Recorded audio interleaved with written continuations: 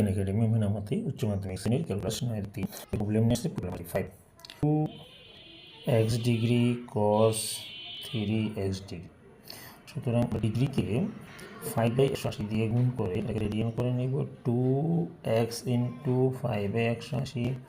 cos 3 * 5/180 3x * 5/180 সুতরাং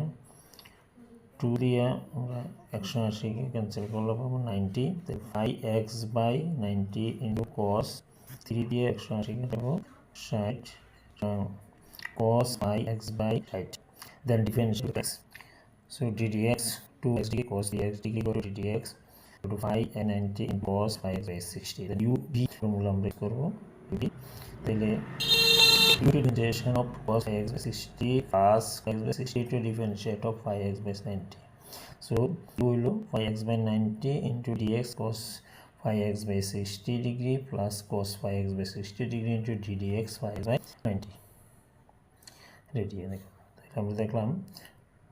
5x/90 into cos থেকে differentiation হবে minus sin 5x/60 then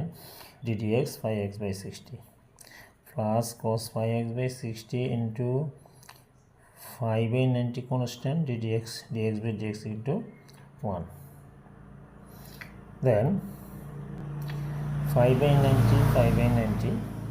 so minus 5x/90 sin 5x/60 dot ddx 5x/60 equal to 5/60 plus cos 5x/60 into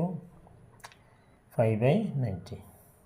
then 5/90 is common so 5/90 common হলে থাকবে minus 5x/60 sin 5x/60 plus cos 5x/60 তো আমরা plus cos 5x/60 সামনে নিয়ে আসি minus 5x/60 into sin 5x/60 রাখি তাহলে solution সম্পন্ন